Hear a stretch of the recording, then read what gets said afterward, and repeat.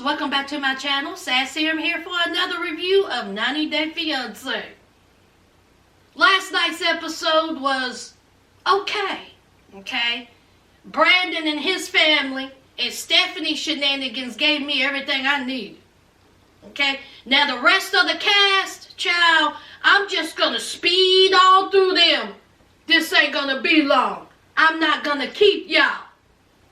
Because it's the same recycled stuff. Alright?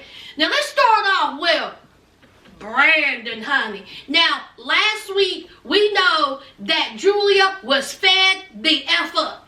Okay? She had poop all over her face, dirt all over her face, and she gave Brandon an ultimatum. Either we get up out this house, or I'm going back to Russia. It's in your court. I'm sick of this. So Brandon, he says, all right, let me go on and break this to my parents. So they go. So the parents are there at the restaurant. Here comes Brandon. He's confident. Brandon has some confidence to him. And so he sat down and he says, well, I need to talk to y'all. We got a problem. Red alert, honey. So the parents was like, what's up? What's going on? What's up? And so he says, I'm leaving. We're leaving. Me and Julia are leaving. So the mama said, what? Leaving where? Leaving who? Leaving when? Leaving how? He said, Julia is tired of it. Okay? And so they were like, what's she tired of? The animals? Is it the animals?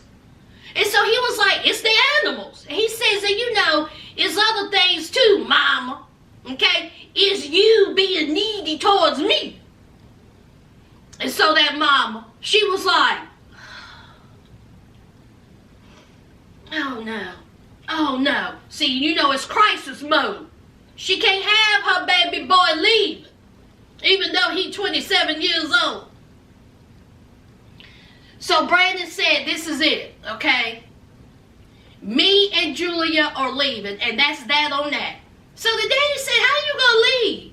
You can't afford to leave. You ain't got no money for no house. You ain't got no money for a part of an apartment. How you gonna survive? You are broke. Okay? You're broke. And so Brandon said, listen, I'm standing firm. I don't want to lose Julia. Okay? I am leaving. Okay? I can't be having her gone. That's my boo thing. And we'll just figure it out. And so the mama, honey, she's having a full-blown anxiety attack. The mama was like, now listen here. Now, something needs to be done. Okay? You can't afford it. All right? What can we do? What can we do to keep you and Julia on the floor? Here's Brandon. Inside, he was like, yes. Yes. Brandon said, well, you know, maybe we can stay in the same room. I mean, I can just go at her with that. That could be first. See, if I go back and tell Julia that we can stay in the same room, that may sway her a little bit to stay. And hey, both of us is on the floor. I'm not leaving. And so the mama was like, okay. And then that daddy, honey, Papa Brandon was like, no. Papa Brandon said, absolutely not. You are not going to come in here and try to use an ultimatum on us. Absolutely not.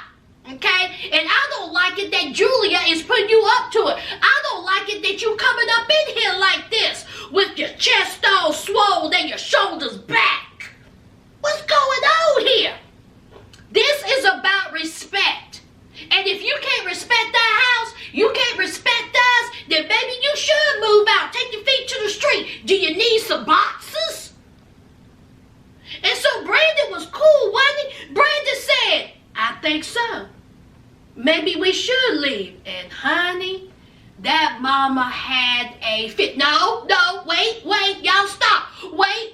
Oh my God. Dairy down. Oh my God. Dairy down. Honey, that mama started murmuring to herself, child. She was like, I can't have this. I cannot have my baby boy out there by himself with this woman.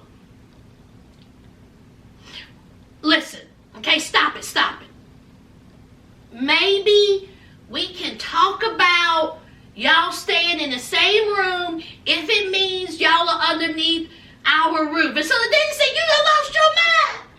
The daddy said, I think the F not. I said no. Mama said, now stop it now.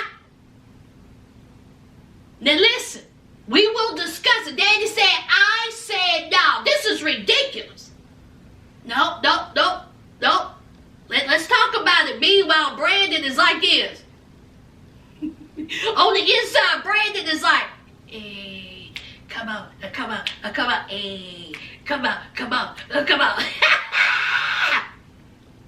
And so that mama and that daddy outside in the parking lot fussing, honey, that daddy is fit to be tied. He said, I can't believe this.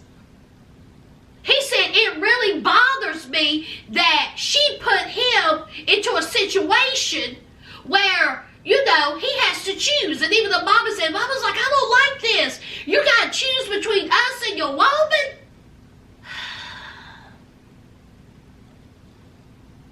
And so Brandon says that I'll go back to Julia and I'll talk to her and see what she says. So they were like, all right. I mean, Brandon. Well played, Brandon. Well played. But see, there's a little snag in this little well-played plan. See, there's always going to be some type of resentment because of that ultimatum.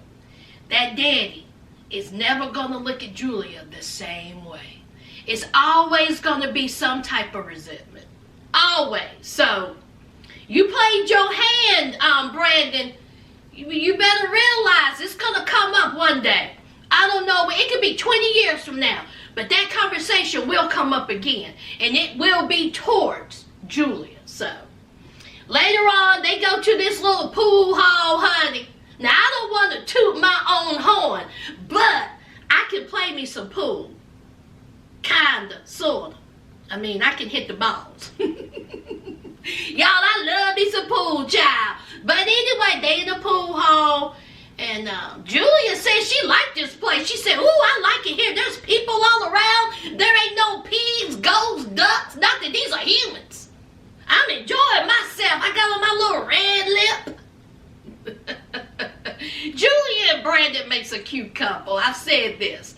They make a very cute couple. But anyway, Brandon says, well, I'm going to have to break it to her. Let me see what she says. So Brandon tells Julia that he told his parents that either, you know, they're going to let them stay in the same room or they're leaving. And so Julia was like, what? And he said, I told my parents, okay, we're going to stay in the same room or we're leaving. Okay, it's me and you, Bonnie and Clyde, ride or die. I chose you. And so Julia was like, well, what does that mean? What does that mean? I don't understand. Your mama, what she say? What she say about it? Look, mama came, okay? Don't worry about mama. She came. He didn't bring up that daddy. The only thing she was worried, Julia was worried about that mom. You know, there's two. He got two parents. So, she was like, you know, I told Brandon that he needs to step up and be a man. He needs to be a man. He needs to act like a man. Well, he stepped up. He put his foot down. He's a man. So Julia says, do I have to do anything? What's the catch? What is the catch? Because, see, they was adamant about us staying in the same room. And so now they're just going to change their mind. What is the catch? And so here's Brandon. Nothing. You don't have to do anything. Nothing. You ain't got to worry about those nasty, cute, creepy animals. You don't have to stay. You don't wake up till 1 o'clock. You don't have to wash a dish. You don't have to sweep a floor. You don't have to do nothing. You just stay in bed all day and be pretty. That's what you do.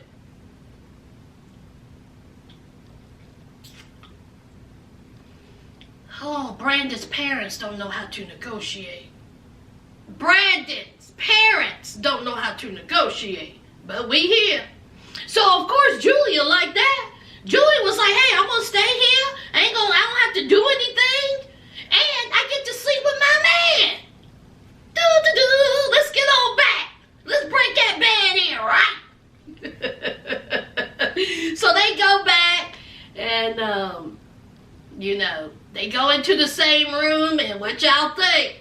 Y'all think it was a fun time? Honey, I bet you the minute they started, that bed started going creaky, creaky. I bet you that daddy was up looking at that mama like this. I don't want to hear it. I bet not hear you say one thing about hearing them, having some boom boom. I bet not hear. I bet that mama is like, Jesus. What y'all think about Brandon and Julia, child? Honey, I found it very entertaining, child. Woo, Lord, honey, that daddy was mad, buddy. Woo, spin nails. All right, let's move on. All right, I'm not gonna, go into no deep analytical thought about the rest of these couples, child. Let's talk about Natalie and Mike. Yo, it's the same old thing. Now, last week, they set a wedding date. The mama was there. They were talking about, moving forward their relationship. Mike talking about he ready to get married. Natalie done called the mama. The mama was overly excited. Again, they set a wedding date. Even though Mike ain't even gave her the ring. So it's time for the mama to leave. And the mama said, you sure about this? Here's Mike. I don't know. I don't know about it. Mama was like, well, you set a wedding date. How you feel about that? Mike said, I don't know. It's a whole lot of I don't knows when it comes to Mike. So the mama leave. And here is Natalie. Okay. Natalie still talking about the wedding date. Done told the mama she's trying to talk to Mike about the wedding. Mike ain't trying to hear it. Mike said, all right, let's talk about it on a later date. I don't feel like talking right now. And so Natalie said, now see, when his mama was here, he was like, yeah, he was all about the wedding. Now that she's gone, it's been 2 weeks, ain't heard nothing. He held a candle to it. So, of course, she's thinking, well, he don't want to talk about the wedding. We're back to square one. Yes, you are. So, it's time for them to go hiking. And this was so stupid. Natalie, she had a little bit of makeup and some lip gloss. She just had a little bit of makeup. And here's Mike. Mike could talk about, oh, you got on some makeup, just to go hiking? I mean, whatever. They get into this, little argument about her having on makeup. So she put some lotion on her hands, and so they were holding hands, and he was like, ew, sticky, ugh, slimy. That's telling me that Mike ain't putting on no type of lotion or moisturizer. Mike, that's why you're dry. Maybe you should have put on some. And he was like, ooh, what's that smell? I mean, every little thing. He was complaining and picking about. I was like, oh my God. This is so stupid. So they go hiking. Okay. Some of it was good. Some of it was not. I mean, Mike's bottom line is that he's not sure if he's ready for a full-blown commitment with Natalie. Well, y'all have less than 90 days now. Less than 90 days. It's time to figure it out. Either give her the ring or send her home. But again, we all know they're already married. Child, that's it. That's all I have for Natalie and Mike. Let's move on. Let's move on to another couple. Less than 30 seconds. Andrew and Amari. Honey, Amari is back home. All right. Now, Andrew had already come up with a Scooby-Doo plan, since the whole Mexican plan was a bust. Andrew said, hey, how about we fly to another country and we can do this? And instead of Amari saying no, it's not going to happen. Amari is really thinking about it. So Amari, but I love Andrew. I want to be with Andrew. But, he wasn't the one that was detained. I was. He was the one that was in that somewhat prison. I was. He was the one that wasn't taking a shower for 3 days. I was. He was the one that was thrown out and flown back home. I was. See, Andrew was at the resort. eating ice cream, steak, going at the beach, playing games. That's what Andrew's doing. Andrew is enjoying the sunshine. He chilling. So it's time to FaceTime. All right. Andrew, how you doing? She was like, fine. Andrew said, you think about this plan anymore? Yo, where was it that he wanted her to fly to? Syria? Is that where he wanted her to fly to? Child, he wanted her to fly to another country. To another country. And then she will have to be quarantined for 14 days.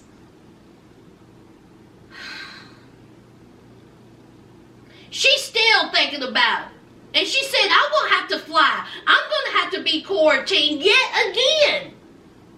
She says, I've been looking at the news and the pandemic, the C-19, has done spiked all over the world. And here I am. So Andrew, he don't have a care in the world. He says, well, I wish you was here. Andrew's like, well, you know, we only have like 30 days left on this visa. Okay? I'm trying my best to get you over here, but you got to work with me. Amari, if you don't stay at home. Terrible plan. She meets up with her friend, and the friend was like, he wants you to fly to another country during the pandemic. After what happened in Mexico, this is what he wants you to do. She's like, yes. He was like, that sounds like a terrible idea.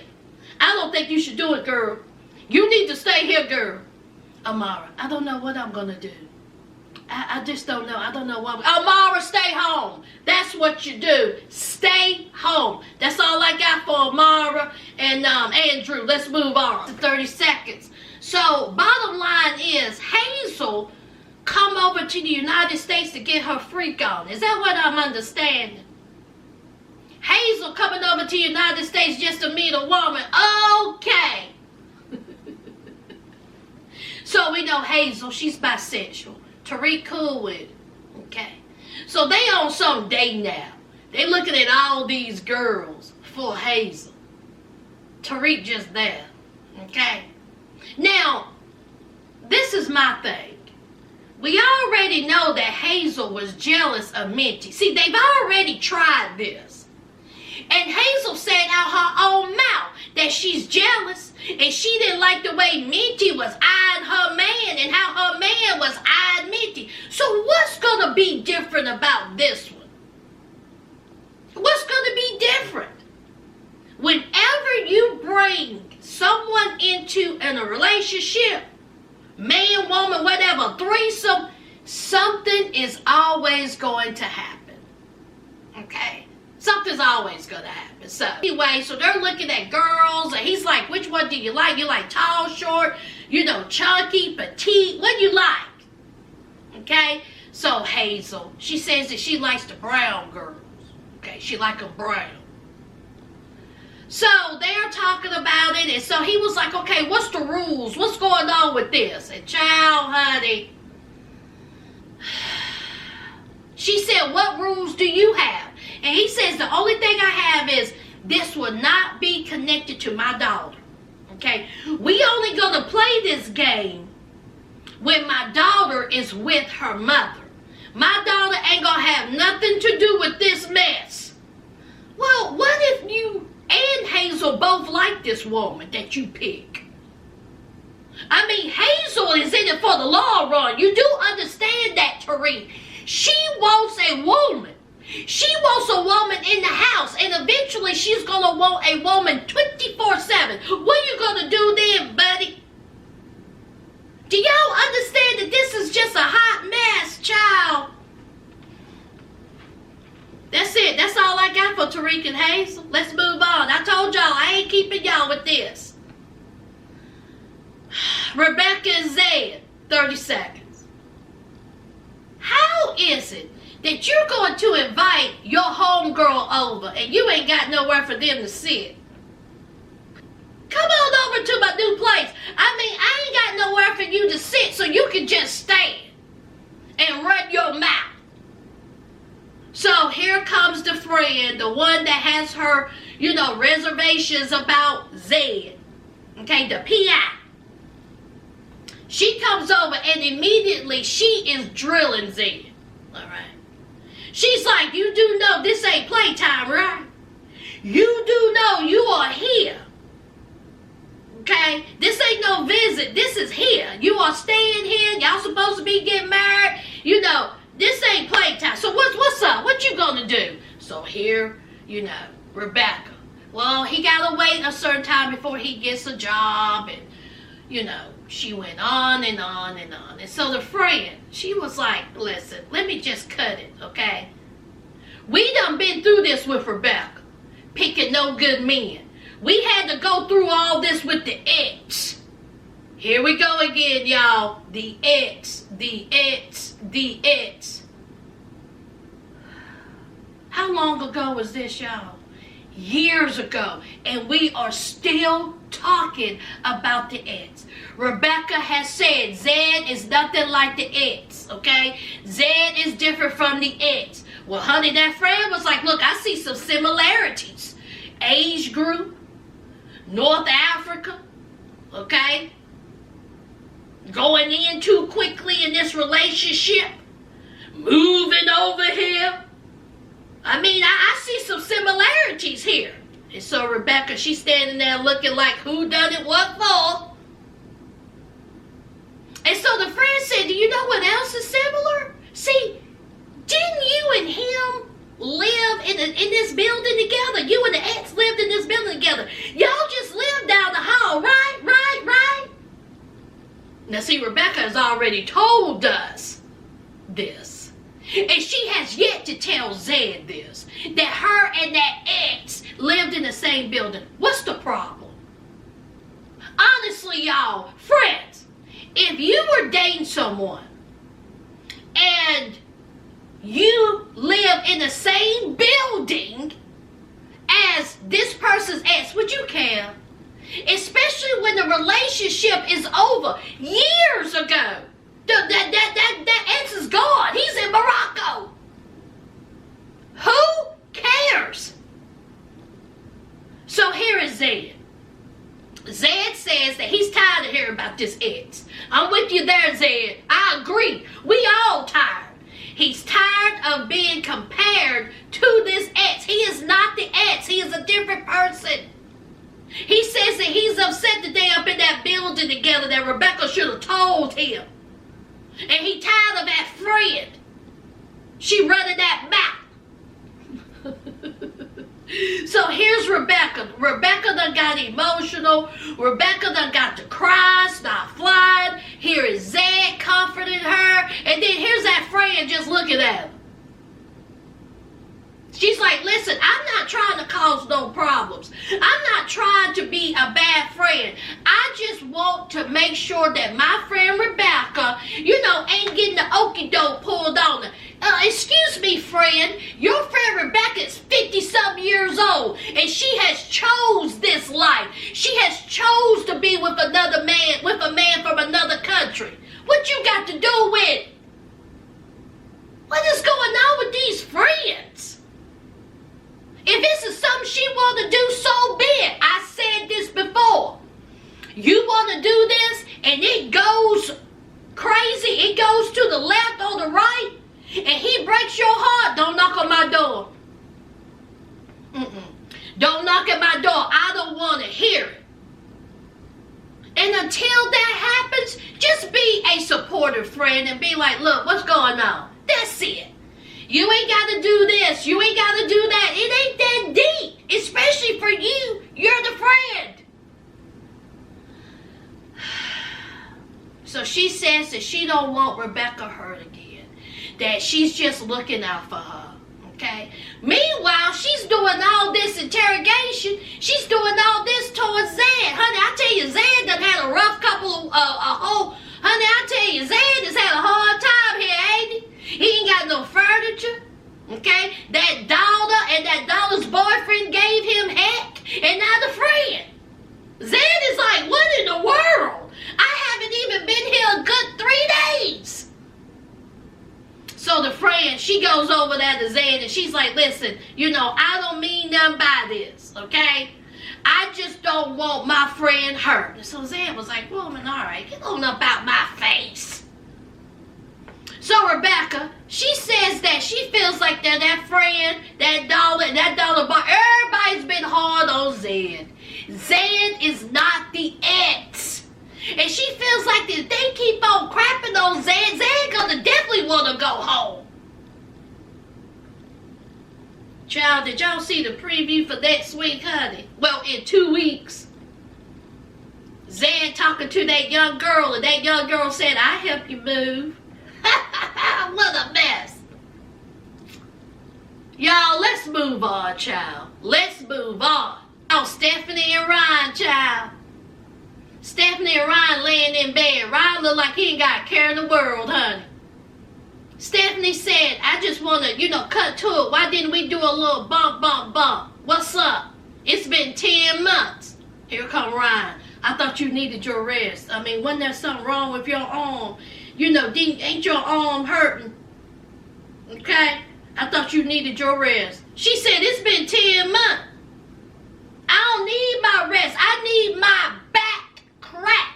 She said, I don't care if we would have did a little, Speedy Gonzalez. 2 to 3 minutes would have, helped me. What's up? Why do you want to do a little bump? It's been 10 months. He said, child, don't even worry about it. I thought you needed your rest. Your arm was hurt. You was dangling your arm last night at dinner. She said, is there something you need to tell me? I mean, I would think that you will be all over me. It's been so long. And he was like, man, no, it ain't nothing like that. Friends, if you ain't seen your significant other in 10 months, y'all ain't gonna have no bump. You are absolutely out of your mind. Okay? Honey, we would have did bump before we even went to dinner. Are you kidding me? So they're going back and forth, and she come bringing up the, text messages with the other girls and why she was upset with him, that whole big argument when she threw his phone and, what happened after that, okay? When she told him to get the F out, and so he's laying there, he's like, He says, listen, okay, you think that you're about to drop a bombshell on me? I can show you better than I can tell you. I already know what happened. And so she was like, what? I already know. At the resort, somebody I work with seen a guy go into your room. And it wasn't me, so I already know. So child Stephanie, she tried to cry. It was no tears. She wiping her nose. It was just a mess, okay? It was a mess. So she's trying to reason and talk to Ryan. Ryan on the bed, and he was like, listen, ain't no problem. Ain't no problem, okay? I'm cool with it. See, I knew about it. My cousin Harris, he's dead to me. Okay? He my cousin. He had no business doing that. I no longer have a cousin. But you, I'm good. We good. Okay? See, I love you. But me and Harris, we're done. We're done. See, Ryan, he's still going to do his little thing on the side. Stephanie, sending him watches and money each month, and he good. Why should he get upset over it? Stephanie really think that she don't one up this boy. Oof. What y'all think about Stephanie and Ryan, child? Alright, last and least, let's talk about Yara and Jovi, child. Now, last week, Yara took a pregnancy test, and for me, it looked like she wasn't pregnant, but she said she was. So, Jovi's in town. They had that big old argument. Now they out sightseeing, okay? And it's time to break it to them. So, they went to a henny artist, to draw on her hand. Yara thought it was a good idea to tell Jovi at this moment that she is pregnant. So she says, I have something to tell you. He was like, what? She says, I have something to tell you. He said, tell me. I ain't got time. Y'all, you know I need a drink. Let me leave that boy alone. So Yara says, he says, what? She says, I'm pregnant. And he says, no, you're not. Hurry up so we can go. She says, what? He says, you're not pregnant. Quit lying. And she says, I am pregnant. He says, no, you're not. Because if you were, you would have told me earlier. You going to wait till now? He says, you're lying. And she says, I'm not lying. I took a test. Why aren't you happy for me? Are you happy for me? And she was like, yeah. He says, I'm happy for you if it's true, but I think you're a lie. She says, I'm not lying. And then they tell this story that Yara had lied to him before about being pregnant. And then after the test, she was like, I was joking. So he says that he don't know if she's telling the truth or, playing a joke. Or he says, listen, I don't buy it. Meanwhile, while they're having this conversation, the Henny artist was like, Lord, have mercy. Of all people to come over here to me. Here they go. Honey, that Henny artist was like, Jovi, let me hurry up. Let me hurry up and get them out of my face. I don't want no parts. So they go back to the apartment. And she takes a test. Here is Jovi going up in the bathroom with her. Now she takes the test. And it has the one line. He says, you ain't pregnant. He says, that means you're not pregnant. She was like, I am pregnant. He said, no, you ain't. All this time, did y'all notice Yara looking at the camera, at the producers like, well, y'all told me to do this. I mean, what do you want me to say? So she was like, I'm pregnant. So he was like, all right, we'll take another test. So they take another test. And did y'all see Yara washing off the test? You do that? Anyway. So they took another test. This test was digital. And it says pregnant. She keeps looking at the camera. Like. And so he was like, well, I'll be daggone. So, you're pregnant. And so she was like, I tried to tell you I'm pregnant. So now, Yara is pregnant. This relationship, if she is pregnant, child, a mess.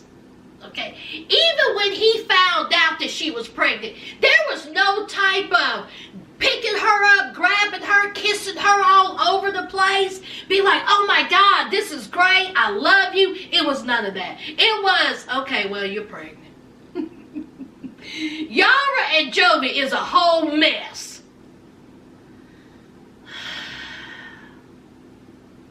Is she pregnant, y'all?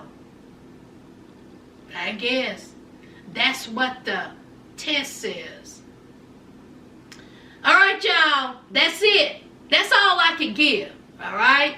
What did y'all think about this episode? Y'all know what to do. Leave it down below. Don't forget to hit that like, comment, and subscribe. And until next time, friends, bye.